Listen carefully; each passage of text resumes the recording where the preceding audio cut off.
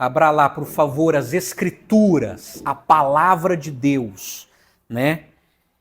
Vamos ouvir a leitura da palavra de Deus, como fez outrora o povo de Israel, né? Salmo 19. Eu estarei lendo na versão da Nova Almeida Atualizada, que é uma versão muito boa, mas independente da sua versão, vai me acompanhando aí nas Escrituras Sagradas, tá ok? Salmo 19, e o assunto desse salmo é o tema que será pregado. O Deus que se revelou. O Deus que se revelou. Se nós conhecemos a Deus, é porque ele se auto-revelou. É impossível descobrir Deus. É impossível investigar na tentativa de descobri-lo. Se ele não se revelar, é impossível conhecê-lo.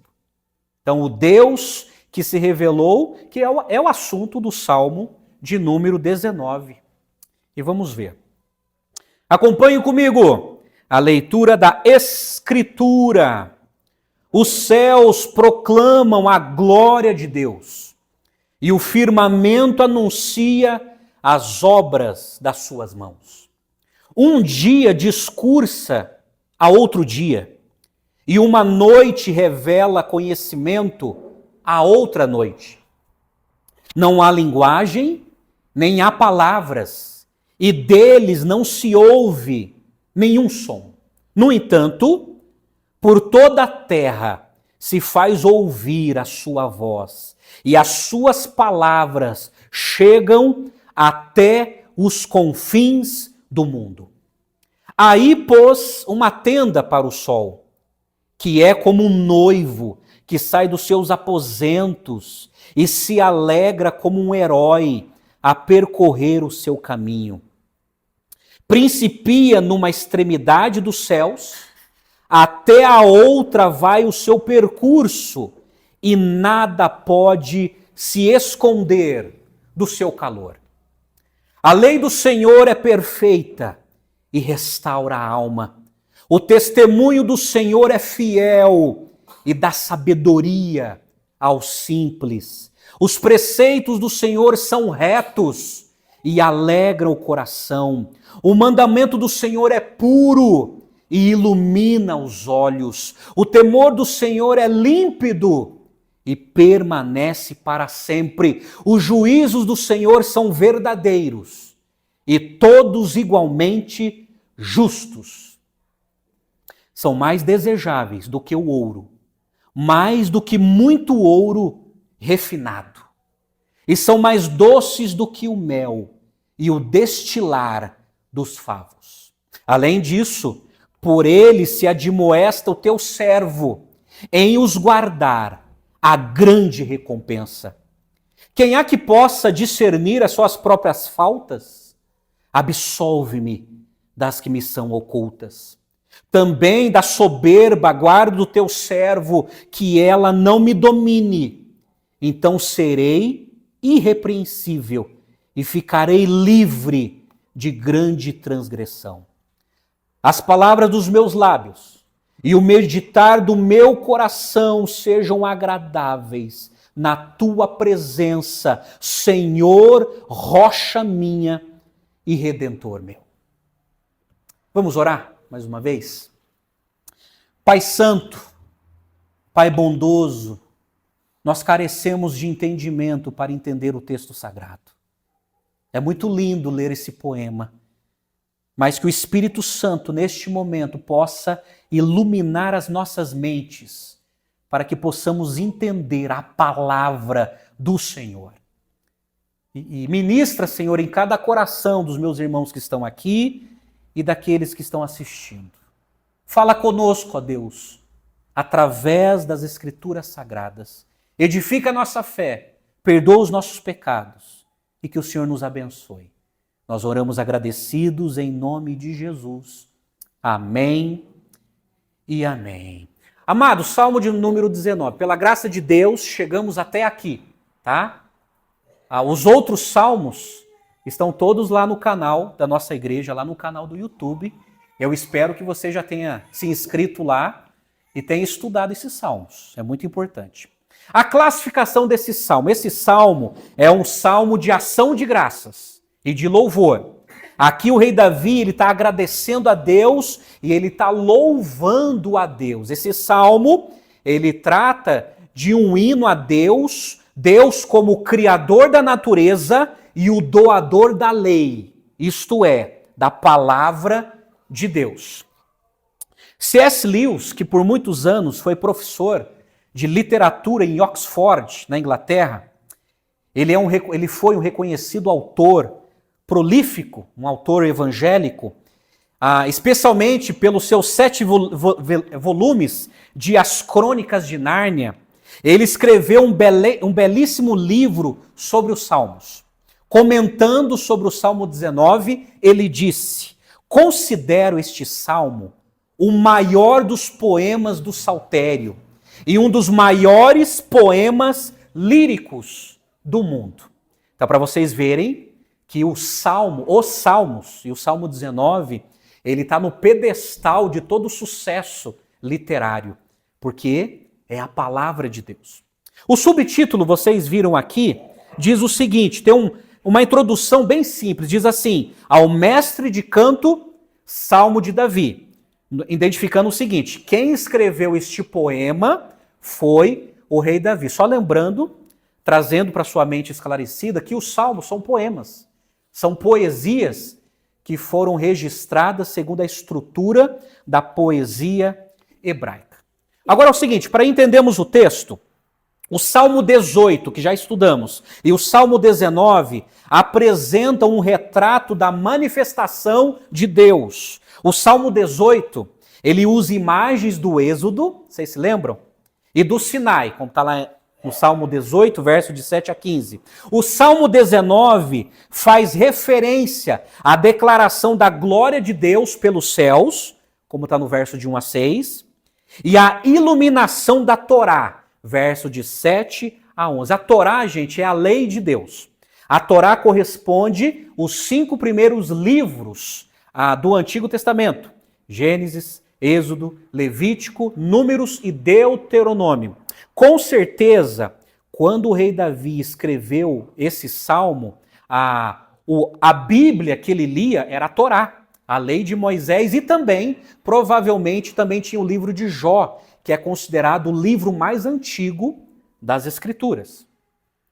Então, por isso que a Bíblia hebraica, a lei de Moisés, é chamada de Torá no hebraico. Bom, qual é a ideia central do Salmo 19? É muito lindo como o rei Davi escreveu essa poesia inspirado pelo Espírito Santo. Vemos a revelação onipresente de Deus no mundo que ele criou e sua revelação singular na Torá, que é a palavra de Deus. O Salmo 19, verso de 1 a 6, fala da palavra criadora de Deus. Os versos de 7 a 14 fala da palavra redentora de Deus. Pois bem, os versos de 1 a 6 mostra o poder de Deus na natureza. Os versos de 7 a 14 mostra a graça de Deus nas Escrituras. Os versos de 1 a 6 é um testemunho para os olhos. Os versos de 7 a 14 é um testemunho para os ouvidos. Então olha só, então com muita habilidade, inspirado pelo Espírito Santo, o rei Davi, ele escreve essa poesia tão linda. Esse salmo, ele louva ao Senhor pelos seus grandes presentes para a humanidade. Isso é, a criação e a palavra de Deus. Usando a terminologia teológica, esse salmo fala da revelação geral de Deus na natureza e de sua revelação especial nas Escrituras. E na conclusão do salmo, Davi, ele volta-se para a sua vida particular, orando para que Deus o guarde no caminho verdadeiro e reto. Então esse salmo, ele trata de duas revelações. A revelação geral de Deus na natureza e a revelação especial de Deus nas Escrituras. Tá ok? É muito importante você entender essas definições. À luz desse poema, o Salmo 19 recapitula de modo eloquente duas principais maneiras da autorrevelação de Deus. Então lembre-se, nós só conhecemos a Deus, o povo de Israel só conheceu a Deus, e hoje nós só conhecemos a Deus porque Deus tomou a iniciativa, ele se autorrevelou. Ou através da natureza, de maneira geral, ou de maneira especial, através das Escrituras. Eu quero chamar a sua atenção para essas duas revelações de Deus, a geral e a especial. Pois bem, primeiro eu vou passar para vocês essa revelação e ao mesmo tempo eu vou fazer a exposição do texto sagrado. Então, primeiro, a autorrevelação geral de Deus na natureza, que está aí do verso de 1 a 6. Agora, olha que lindo o verso 1, que fala da declaração dos céus, porque já começa assim: os céus proclamam a glória de Deus e o firmamento anuncia as obras das suas mãos. De maneira bela, o rei Davi está escrevendo aqui, usando a linguagem de Gênesis capítulo 1. Lembra de Gênesis capítulo 1? Já leu Gênesis? Gênesis capítulo 1 fala que Deus criou os céus e Deus criou o firmamento. Esses céus no plural pode ser o céu que enxergamos, pode ser o céu sideral, acima do nosso céu, acima das nuvens, tá ok? E esses céus também pode ser o terceiro céu que Paulo falou em 2 Coríntios capítulo 12, onde estão os espíritos dos remidos, daqueles que já morreram e já habitam nos céus, no lugar celestial de bem-aventuranças. Então, o rei Davi, conhecendo a Torá, a lei de Moisés, o primeiro livro da lei de Moisés, que é Gênesis, ele usa a mesma expressão, os céus declaram, proclamam a glória de Deus e o firmamento anuncia as obras das suas mãos. Ambos são elementos importantes da criação, como está em Gênesis. E ele fala do firmamento. O firmamento é a extensão dos céus até aonde nós não enxergamos. O firmamento.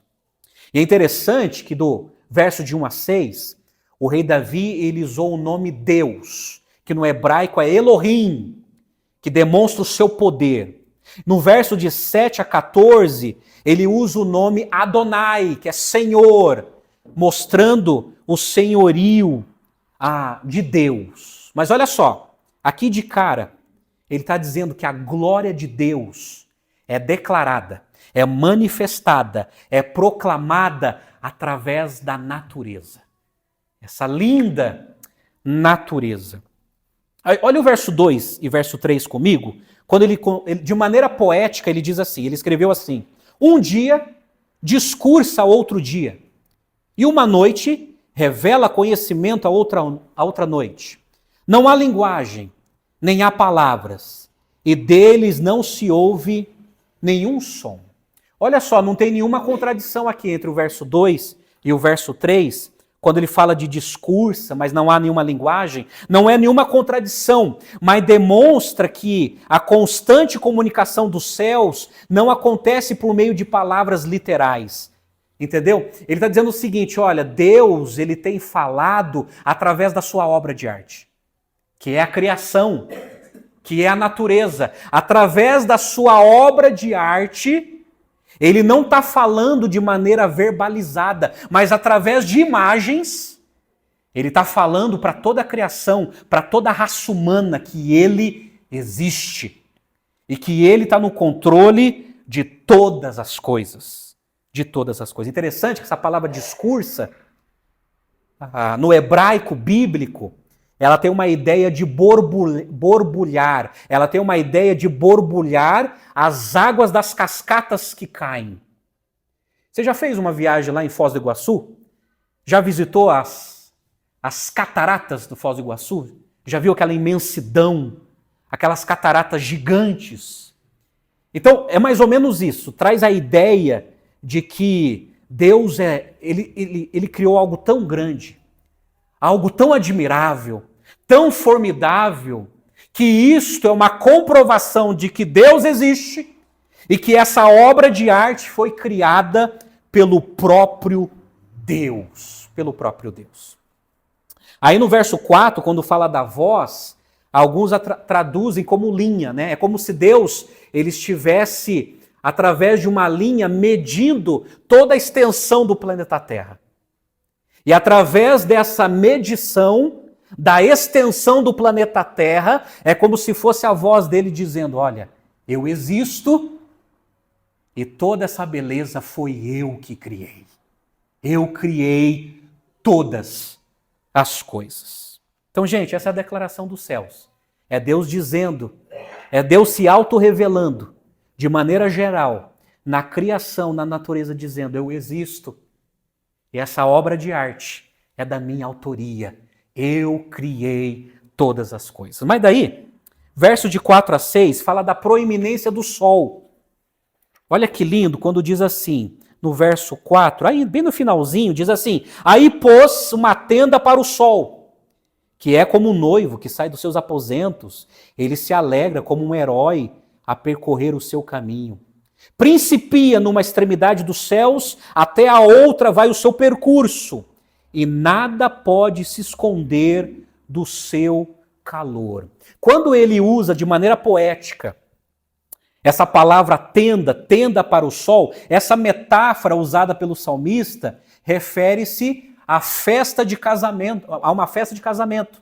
O casamento judaico, ele tinha uma tenda nupcial em que os noivos consumiam o casamento. Então, olha só, no Antigo Testamento, na época de Jesus, eu creio que até hoje, com os judeus ortodoxos, na cerimônia de casamento, eles montavam uma tenda e debaixo da tenda eles realizavam a cerimônia de casamento. Aí o rei Davi, ele usa essa expressão da cerimônia de casamento dizendo o seguinte, olha, Deus ele montou uma tenda, que é o céu. Essa tenda está cobrindo o planeta Terra. Aí ele fala do sol, porque o sol é uma das maiores criações de Deus. É uma das maiores que Deus criou, que é o sol. E ele fala da proeminência desse sol. Mas quando ele fala do sol, ele está falando de maneira proposital, porque ao falar do movimento do sol, Davi usa expressões igualmente encontradas na mitologia babilônica. Naquela época, várias civilizações antigas adoravam o sol e faziam do sol um deus. Então, os pagãos da antiguidade, eles adoravam a lua como deusa, o sol como um grande deus, e aqui no verso 5 o rei Davi está mostrando o seguinte, o sol não é um deus, que Deus Todo-Poderoso criou o sol, que Deus ele transcende, ele está acima do sol, e ele é todo-poderoso, e Deus que criou o sol, foi Deus que o colocou no lugar certo, na posição certa, para abençoar todos os seres vivos do planeta Terra. Davi usa alguns dos temas preferidos pelos assírios babilônicos. Por quê? Os assírios babilônicos, eles adoravam os astros. É daqui, gente, é já daqui que vem esse negócio de astrologia. Esse negócio de adorar os astros, esse negócio em dizer que os astros interferem na nossa vida pessoal, produzindo um tal de sorte. Aí vem os horóscopos, os signos. O rei Davi está desmontando tudo isso. Ele está dizendo o seguinte, não, Deus está acima de toda a criação. Inclusive, ele está acima do sol, que embora magnífico, embora poderoso, embora exultante, o sol é criação de Deus. E não um ser divino, mas criação de Deus. E quando ele fala assim, nada pode se esconder do seu calor, assim como o calor e o raio do sol, é muito difícil escapar do calor do sol, assim é difícil escapar da presença de Deus. Da presença de Deus. Deus está presente em todo lugar. Ele pode estar presente em todo lugar. E assim como o calor, ou como o raio do sol, nada escapa da presença de Deus. Fez sentido? Deus se revelou, se autorrevelou de maneira geral na sua criação, na natureza, revelando o seu poder e mostrando para a humanidade que ele existe e que ele é o autor de toda a criação, de toda a beleza da flora, da fauna, dos astros. Ele criou todas as coisas. Ele criou o universo. Ele criou a galáxia, ou as galáxias, ou o universo, ou os universos. E só Deus é eterno. Por isso que eu tenho dito aqui que o universo não é eterno, o universo não é infinito, só existe um ser que é infinito e eterno, o próprio Deus. Deus não vai criar algo que vai além dele, ou que compete com ele. Por isso que o universo tem limite, sim. O universo é finito e não infinito.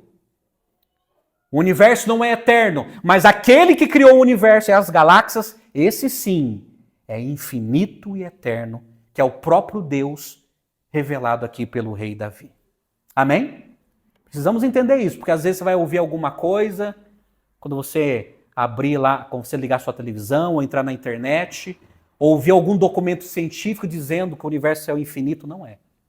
Deus é infinito. E ele criou tudo conforme lhe apraz. Segundo, eu quero apresentar para vocês a autorrevelação especial de Deus nas Escrituras. Verso de 7 a 14, agora ele começa a falar das Escrituras sagradas. Olha só, Davi faz 6 afirmações sobre a palavra de Deus. Cada um dos versos paralelos contém uma palavra ou um sinônimo. Para a palavra de Deus, cada uma descreve o que a sua palavra é e cada uma pronuncia o que ela efetivamente cumpre. Então, olha só, eu quero apresentar para vocês os atributos da palavra de Deus. Porque você vai perceber que o rei Davi, ele colocou 6 títulos para a palavra de Deus. Por exemplo, ele falou que a palavra de Deus é lei, estatutos, preceitos, mandamentos, temor e juízos. Aí ele qualifica essas palavras, né? Ele fala que a palavra de Deus é perfeita, fiel. Ele usa a palavra retos, puro, límpido e verdadeiros. E depois ele fala do resultado da palavra de Deus. Então ele traz o título, ele qualifica o título e depois ele fala sobre o resultado da palavra de Deus em nossas vidas. Olha o verso 7, ele começa dizendo assim: a lei do Senhor é perfeita e restaura a alma. O primeiro título para a palavra de Deus nesse versículo é lei, Torá, tá ok? É a palavra bíblica favorita para representar as Escrituras, identificando-as como instrução divina, porque a palavra lei é isso. A palavra lei significa instrução, ensino. Ela tem em vista a instrução divina relativa ao credo, ao caráter e à conduta. Então, olha só, a palavra de Deus é perfeita porque ela mostra a crença verdadeira, que é o credo, ela mostra o caráter de Deus e ela mostra a conduta que precisamos ter aqui neste mundo. Retrata como um manual completo que descortina a lei de Deus para as nossas vidas. E como tal, ela é perfeita. Amados, a palavra de Deus é perfeita. Aqui, o salmista contrasta as Escrituras com os raciocínios e as instruções imperfeitos e falhos da humanidade. Então o rei Davi está dizendo que a lei do Senhor é perfeita. A lei dos homens tem as suas imperfeições. As filosofias dos homens têm as suas imperfeições. É tão interessante que quando levanta o pensador trazendo uma filosofia, anos depois se levanta um outro pensador trazendo uma outra filosofia, desbancando aquela outra filosofia. E é sempre assim. As teorias se levantam e caem. Se levantam e caem. Diferente da palavra de Deus. A lei do Senhor é perfeita. Não tem imperfeições. Qual é o efeito? Tem o efeito de restaurar a alma. O que significa restaurar a alma? Ou seja, significa converter a alma. Significa reavivar a alma. Significa trazer novo alento à alma. Então a lei do Senhor é perfeita, ela converte a alma das pessoas. Ela convence e converte as pessoas. Interessante que a palavra alma aqui é a expressão hebraica nefesh, que pode ser traduzida por vida, pessoa ou coração. Então olha só, a lei do Senhor, ela traz vida, a verdadeira vida aos seres humanos. A lei do Senhor, ela transforma pessoas, indivíduos. A lei do Senhor, ela dá um novo coração para as pessoas. Por isso que ela é perfeita. Significa que as Escrituras são completas para a conversão, para a transformação, para a restauração e para o nascimento espiritual.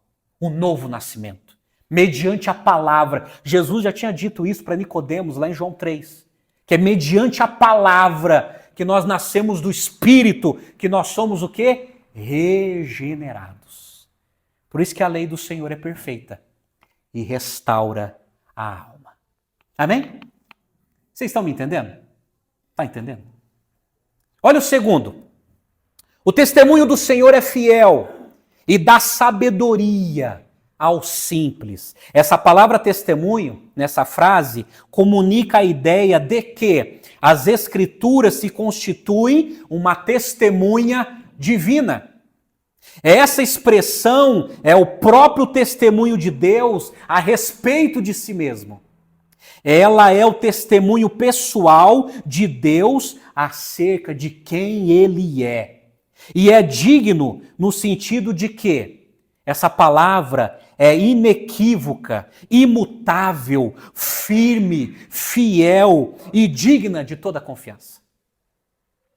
E essa palavra segura, esse testemunho seguro de Deus, é acerca de si mesmo. Olha só o que ela faz, ela dá sabedoria aos simples. A palavra hebraica traduzida por simples ou inexperiente, como está em algumas versões, nesse versículo vem uma raiz que descreve porta aberta. Uma porta aberta na cabeça. Os santos do Antigo Testamento enxergavam uma pessoa simples como tendo uma porta aberta no intelecto. Ela dá sabedoria. Agora precisamos entender que a sabedoria mencionada aqui não constitui de dados intelectuais a serem armazenados no cérebro. Não é isso. O conceito hebraico de sabedoria diz a respeito a uma pessoa que vive segundo a vontade de Deus. Isso é sabedoria. Sabedoria não é acúmulo de informações. Sabedoria não tem nada a ver com QI alto ou superdotação. Sabedoria é saber viver a vontade de Deus. No Antigo Testamento, sabedoria é definido como a capacidade de tomar decisões corretas no viver diário. Sabedoria é viver na terra com uma compreensão celestial. Isso é sabedoria. A palavra sábio significa habilitado em todos os aspectos do viver santo. Isso é sabedoria. Então olha só, o testemunho do Senhor que é fiel, ele dá sabedoria aos simples. Sabedoria. Essa sabedoria celestial que habilita a pessoa a viver em santidade e a tomar decisões corretas na vida. Ô, gente, sabedoria. Quantas decisões erradas, quantas decisões impulsivas, quantas decisões precipitadas que já tomamos na vida por falta de sabedoria. Temos até conhecimento, temos até formação, mas você viu que isso não resolve o problema? Há muitos PhDs que não têm sabedoria, tem muito conhecimento, mas não tem sabedoria de vida. A palavra de Deus, ela produz sabedoria à pessoa mais simples do planeta Terra. Por isso que ela é e muito importante. Olha só a terceira expressão que o rei Davi usa. Diz assim, os preceitos do Senhor são retos e alegra o coração. Verso 8. Essa terceira afirmação acerca das Escrituras descreve a palavra de Deus como preceitos ou princípios divinos.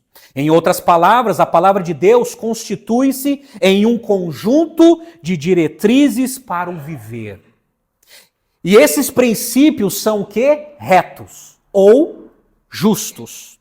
A intenção da palavra no hebraico aqui é o seguinte: os preceitos de Deus ordenam uma vereda reta. Deus não nos deixa vagando sem rumo em meio ao nevoeiro das opiniões humanas. E qual é o resultado disso? Da palavra de Deus? Ela alegra o coração. Esse é o resultado. A vida caracterizada por verdadeira alegria é decorrente de andarmos de acordo com os princípios de Deus. Por isso que ela alegra o coração. Sabe o que o rei Davi está dizendo? Que os preceitos do Senhor são retos, são justos. Ela alegra o coração, porque só a palavra de Deus nos revela aonde está a verdadeira felicidade. Amados, a verdadeira felicidade não está nos relacionamentos, não está nas nossas conquistas, não está naquilo que fazemos, naquilo que produzimos.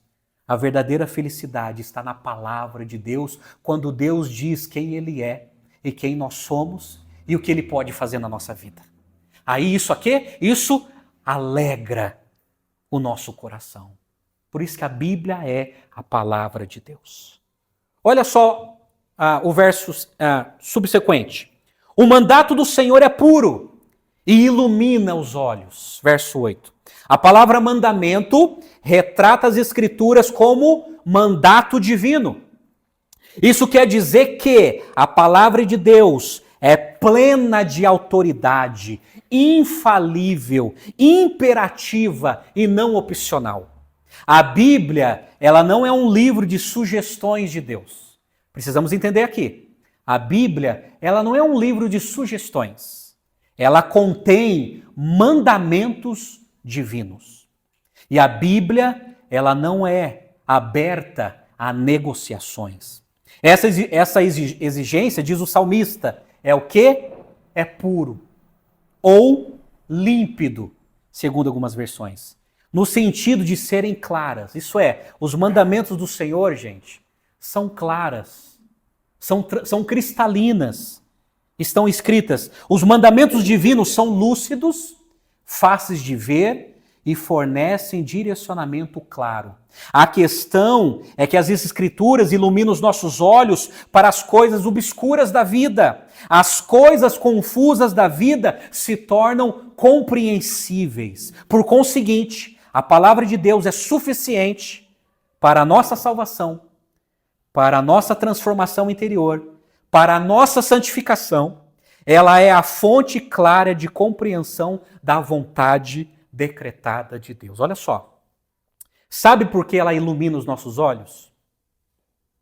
Porque ela nos ensina o porquê passamos por momentos difíceis na vida. Então ela ilumina aquilo que está obscuro. Ela ilumina aquilo que parece tudo tenebroso. E ela revela a vontade decretada de Deus sobre o porquê sofremos, sobre a situação que padecemos. E ela ilumina os nossos olhos para entender as dores da vida ou as alegrias da vida. Então a palavra de Deus ela é tão imperativa, ela é tão importante, que ela nos ilumina na questão de ficar claro, na questão de começar a entender a vontade decretada e revelada de Deus nas Escrituras. Mas depois ele diz assim, verso 9, o temor do Senhor é límpido e permanece para sempre. O substantivo utilizado aqui é temor. Mas por causa do paralelismo, sabemos que ele se refere às Escrituras. Tá? Está se referindo à Bíblia. Porque o texto aqui se refere a temor? Por que será que o rei Davi usou essa palavra? Porque a Bíblia é um manual de adoração. Ela nos ensina como temer a Deus, como reverenciá-lo. Já que o hábito da alma humana é adorar, precisamos de instrução acerca de quem adorar e como adorá-lo de forma apropriada. Então esse temor usado por rei Davi é nesse sentido. A Bíblia é um manual de adoração que nos ensina quem é Deus e como adorá-lo de maneira verdadeira e apropriada, como ele mesmo revelou nas Escrituras. É por isso que aqui na igreja nós seguimos os princípios regulatórios do culto. O que significa isso? O Deus que merece toda adoração, ele já deixou revelado nas Escrituras a maneira como ele quer ser adorado. É por isso que o culto não pode colocar coisas que não estão reveladas nas Escrituras. Isso é pecado, é profanação. E tem várias igrejas profanando o culto, colocando no culto certos elementos que não estão na Bíblia. Esse culto é uma profanação contra Deus. É muito triste dizer isso. As pessoas pensam que têm autoridade e autonomia de colocar no culto certos elementos que não estão na Bíblia. Porque o Deus que merece ser temido, adorado, ele já deixou prescrito nas Escrituras a maneira, o modo como ele quer ser adorado. Por isso que isso provoca em nós o quê? Temor. Porque a própria palavra de Deus é temor. E olha só, diz que esse temor é límpido. O que significa? Sem mal, sem corrupção, sem erro. A palavra no hebraico aqui é taor, no sentido de sem impureza, sem profanação, sem imundície ou imperfeição. A palavra de Deus não tem nada disso. A questão é que a palavra de Deus nos conduzirá a uma vida de pureza. E observe que esse temor do Senhor, ele dura para sempre. Para sempre. Isso é, ele é permanente, eternamente relevante. Ele não carece de atualização. Não precisa ser editado, não ter necessidade de ser polido. Qualquer pessoa, vivendo em qualquer época da história humana, em qualquer cultura, descobrirá que a Bíblia é perfeitamente aplicável. A Bíblia não muda. Ela foi para o rei Davi, ela foi para Jesus no século I e ela continua a mesma. Ela não precisa ser mexida, atualizada. Ela é a palavra de Deus. Por isso que ela é límpida. Ela não tem distorções. Ela é infalível. Infalível. Amém? Então olha só. E no verso 9 ele termina assim. Os juízos do Senhor são verdadeiros e todos igualmente justos. A palavra juízos ou ordenanças enxerga as Escrituras como vereditos divinos ou juízos divinos. Essa frase projeta Deus como o juiz de toda a terra e as Escrituras como seu pronunciamento do tribunal divino. Esses juízos, de acordo com o salmista, são verdadeiros. Então nós temos aqui o juízo de Deus, o veredito de Deus. É por isso que Jesus falou em João 3,18. Aquele que crê no nome do unigênito de Deus será salvo. Mas aquele que não crê já está condenado. Então a Bíblia, ela traz um ultimato, um juízo, um veredito. Quem crê será salvo, mas quem não crê em Cristo está condenado, está perdido. Está perdido e sentenciado. Por quê? Porque a palavra de Deus, além de ser pura, perfeita, límpida, ela também é um juízo para toda a humanidade. Aí olha só, esses são os atributos da palavra, mas daí o salmista ele fala do valor da palavra. Olha o verso 10 a 11, olha que lindo. Quando ele fala assim, são mais desejáveis do que o ouro, mais do que muito ouro depurado, e são mais doces que o mel e o destilar dos favos. Aqui o rei Davi, ele está usando o produto mais caro daquela época e o produto mais saboroso daquela época. O produto mais caro daquela época era o ouro, né? Eu não sei ainda hoje, mas na época do rei Davi o ouro era o produto mais desejado, mais caro. Aí fala do ouro e fala do ouro refinado, que é um ouro ainda mais precioso. E fala do mel, o mel dos favos, né? Esse mel, aquele mel bem gostoso que ficava na colmeia, que chamava a atenção dos ursos. Urso que gosta de mel, né? E o urso iria lá na colmeia, tirava parte daquela colmeia e começava a degustar aquele mel maravilhoso. E o rei Davi, quando ele usa aqui mais desejáveis, ele está usando a mesma expressão lá de Gênesis 3,6, quando Eva viu o fruto da árvore do conhecimento do mal, e ela desejou aquele fruto de maneira ardente. Aí, o rei Davi está usando essa expressão, dizendo que a palavra de Deus ela é mais valorosa do que o ouro e mais saborosa do que o mel. O salmista está afirmando aqui que as escrituras são o nosso bem maior, mais preciosa do que o ouro, e elas se constituem nosso maior prazer, mais doces do que o mel. Olha que lindo!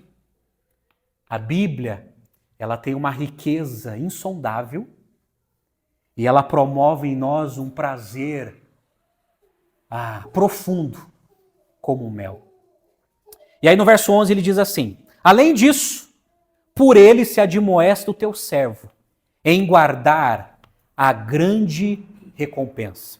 Aqui o salmista ele está afirmando que as escrituras admoestam, isso é, no sentido de exortar, corrigir, encorajar, esclarecer. Então ele está dizendo que essa palavra que é rica, que é saborosa, ela nos admoesta, ela puxa a nossa orelha, ela mostra o nosso erro e ela nos encoraja a viver segundo a vontade de Deus. E quando ele fala assim, em os guardar a grande recompensa, porque olha só, no Antigo Testamento guardar a lei era uma grande recompensa. Isso significava a felicidade decorrente da santidade. Então, quando um judeu guardava a lei, essa era a fonte de toda a felicidade. O Salmo 1 fala sobre isso. Lembra do Salmo 1? Bem-aventurado o varão que não anda no conselho dos ímpios, não se detém no caminho dos pecadores e não se assenta na roda dos escarnecedores. Antes tem o seu prazer na lei do Senhor e na sua lei medita de dia e de noite. Ele será como árvore plantada junto a ribeiros, que no tempo certo dá o seu fruto, cujas folhas não murcham, e tudo quanto fizer, prosperará. Está falando de felicidade. Isso é, a obediência à palavra de Deus produz em nós felicidade diante da nossa santidade. Olha que lindo. O rei Davi está dizendo aqui que existe uma grande... Quando nós obedecemos a palavra de Deus, apesar dos nossos defeitos, nós somos abençoados por Deus. Abençoados por Deus. E aí, essa recompensa pode ser uma referência ao galardão no dia do juízo final, porque tem uma parábola que Jesus falou assim, que ele vai dizer assim para muitos: servo bom e fiel, sobre o pouco foste fiel, sobre o muito te colocarei, entra na alegria do teu Senhor. Pode ser, mas também pode ser a bênção que nós recebemos quando nós obedecemos a palavra de Deus, quando nós edificamos a nossa casa sobre a rocha, como está em Mateus 7,25, quando Jesus diz que prudente é aquele que ouve e pratica os ensinos de Cristo. Aí esse discípulo é um abençoado porque edificou a sua vida, a sua casa sobre a rocha, isto é, os ensinamentos de Cristo. Esse é o valor da palavra. Agora, o rei Davi, ele faz uma aplicação da palavra. Versos de 12 a 14, olha comigo que interessante. Ele fala assim no verso 12: quem há que possa discernir as suas próprias faltas? Absolve-me das que me são ocultas. Quando ele fala assim, quem pode me discernir das suas próprias faltas? É a palavra de Deus. A palavra de Deus nos mostra aonde nós estamos errando. Ela que mostra as nossas faltas. E quando ele diz assim, absolve-me das que são ocultas, porque o rei Davi está dizendo aqui que tem certos pecados que nós cometemos de maneira inconsciente. Cometemos pecados de maneira consciente ou inconsciente. Ele orou para que Deus o protegesse contra ambas as faltas. Há pecados tensionais e há pecados ocultos que a gente comete de maneira inconsciente. Mas até esses pecados, o rei Davi está preocupado. Olha, até os pecados que eu tenho cometido de maneira oculta ou de maneira consciente, que o Senhor me perdoe, porque a tua palavra me revela que eu estou errado. A tua palavra me mostra que eu estou errado. E a tua palavra me mostra mediante a exposição da tua palavra. Mas daí ele fala assim no verso 13, também da soberba guarda o teu servo, que ela não me domine, então serei irrepreensível e ficarei livre de grande transgressão. Aqui ele está falando de um pecado ostensivo. Já não é mais pecado oculto. Já não é mais um pecado inconsciente, feito de maneira privada. Agora aqui é um pecado ostensivo. É um pecado mais público. E ele está dizendo o seguinte, me guarda da soberba. Senhor, me guarda do orgulho. Me guarda da arrogância. Porque a tua palavra me repreende quando eu sou soberbo, quando eu sou orgulhoso, quando eu sou arrogante e que o meu orgulho não venha me dominar. Tem uma tradução que diz assim, que não venha se assenhorar de mim. Sabe por quê, gente? O pecado escraviza. O pecado domina. E somente a palavra de Deus nos livra. A palavra de Deus nos liberta de nós mesmos. Do nosso orgulho. Da nossa soberba. E essa é a oração do rei Davi aqui, mediante a palavra. Por isso que ele fala, então serei irrepreensível e ficarei livre de grande transgressão. Isso é, nós nos tornamos irrepreensíveis mediante a graça de Deus, que nos capacita. Segundo a instrução da palavra de Deus. Vocês estão entendendo? A palavra de Deus, gente, é um santo remédio para nos ajudar a lutar contra os nossos pecados. Os nossos. Sejam pecados ocultos, sejam pecados ostensivos, é a palavra de Deus que nos fortalece para enfrentar os nossos pecados, dia após dia. E ele termina assim, verso 14. As palavras dos meus lábios e o meditar do meu coração sejam agradáveis na tua presença, Senhor, rocha minha e redentor meu. Interessante que quando ele usa a palavra dos meus lábios e meditar do coração, porque existe um abismo entre a palavra falada e o desejo do coração. Existe um abismo. Alguém pode falar, mas com uma intenção diferente. Alguém pode falar, mas com uma motivação totalmente errada. Aí o rei Davi está tão preocupado com a sua vida, mediante a palavra que nos repreende, que ele está dizendo o seguinte, Senhor, que sejam agradáveis não só as minhas palavras, mas as intenções do meu coração, que sejam agradáveis a ti. Essa palavra agradável, ele tirou do sistema sacrificial do Antigo Testamento. Porque quando um judeu queria agradar a Deus, ele fazia um sacrifício, ele sacrificava um animal a Deus, pedindo perdão a Deus e louvando a Deus, e ele usa essa palavra do sistema sacrificial, dizendo o seguinte, Senhor, que as minhas palavras e que as minhas intenções sejam totalmente agradáveis a ti, e que o Senhor aceite o meu louvor e a minha adoração. Sabe por quê? Nós podemos até cantar e adorar, mas com o coração totalmente longe disso. Você está aqui ouvindo a palavra de Deus, mas às vezes o seu coração pode estar longe. E o rei Davi estava preocupado com isso. Palavra falada e desejo do coração. E ele fala assim, que sejam agradáveis na tua presença, rocha minha e redentor meu. Presta atenção nessas duas palavras, rocha e redentor. A palavra rocha se refere à estabilidade, solidez do cuidado de Deus. Então olha só, é Deus que nos dá estabilidade.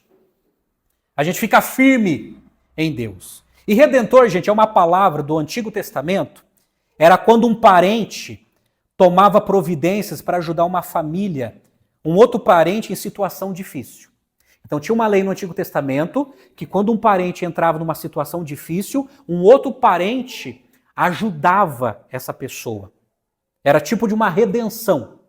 tá? Ajudando, assessorando essa pessoa que está em necessidade. Aí o rei Davi, ele pega essa palavra com essa ideia, olha, o Senhor é aquele que me coloca na rocha, eu estou estável, eu estou firme com Deus, e Deus é aquele que me ajuda, é o meu Redentor, é aquele que vem me socorrer no momento mais difícil da minha vida. Deus é o meu Redentor.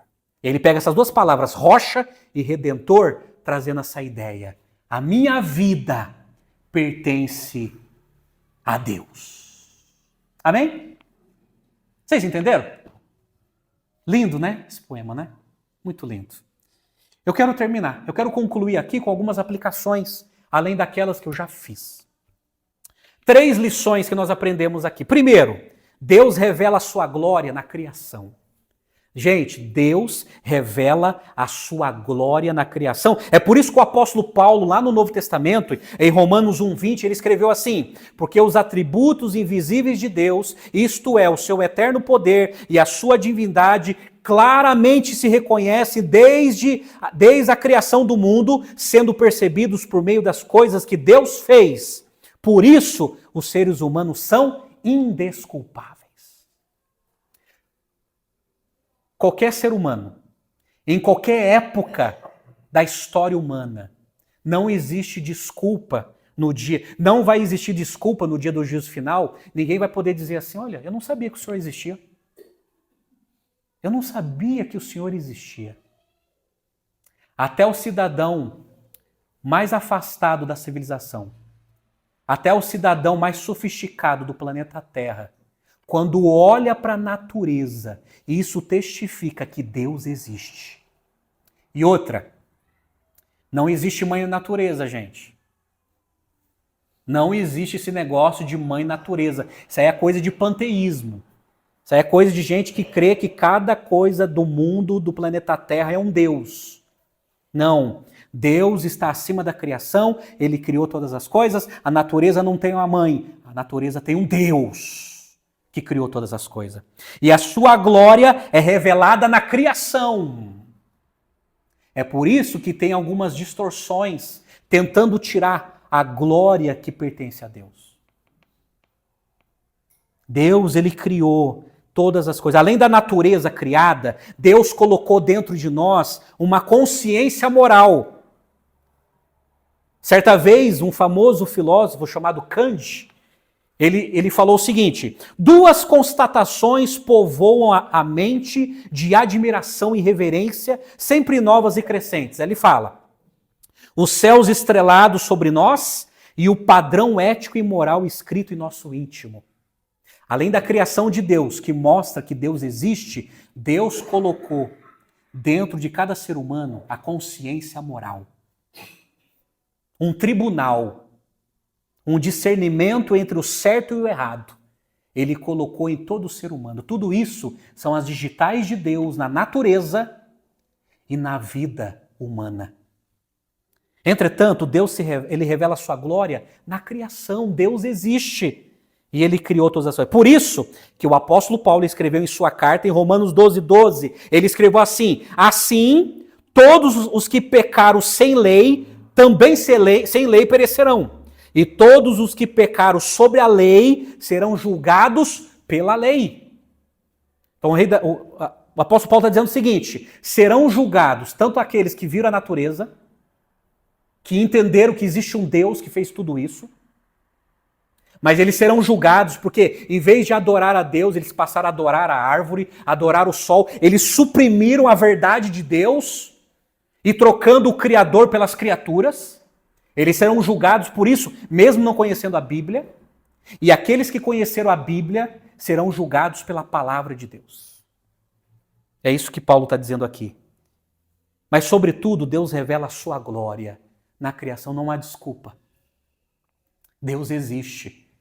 Ele criou todas as coisas. E isso é suficiente para que o ser humano possa discernir que existe uma inteligência, um design inteligente, que projetou tudo isso. Ele é Deus. A segunda lição que eu destaco é que Deus revela a sua graça na palavra de Deus. Por exemplo, foi dado a João Calvino, pastor e reformador, a seguinte frase: a natureza nos revela apenas as mãos e os pés de Deus, mas as Escrituras nos revela o seu coração. Os céus não são capazes de nos dizer que Deus amou o mundo de tal maneira que deu o seu Filho unigênito para que todo aquele que nele crê não pereça, mas tenha a vida eterna. Os céus, a natureza, me mostra que Deus existe, revelando o seu poder, mas as Escrituras que me mostram que eu sou um pecador e que preciso de salvação e perdão. As Escrituras que nos informam. É por isso que Paulo escreveu em Romanos 10:17, assim, a fé vem pelo ouvir, e ouvir pela palavra de Deus. A fé vem, a pessoa recebe a fé mediante o ouvir a palavra de Deus. Por isso que é importante a pregação bíblica, a exposição bíblica, a publicação bíblica, porque a fé vem mediante a palavra de Deus. É a palavra de Deus que nos revela a graça de Deus, que Deus tomou a iniciativa de nos perdoar através do sacrifício do seu Filho lá na cruz por nós. Terceira e última lição, eu vou falar do impacto da palavra de Deus em nós. Então Deus, ele revela a sua glória na criação, Deus, ele revela a sua graça nas Escrituras, e eu falo agora do impacto, o impacto da palavra de Deus em nós. A palavra de Deus produz em nós salvação. Salvação, gente.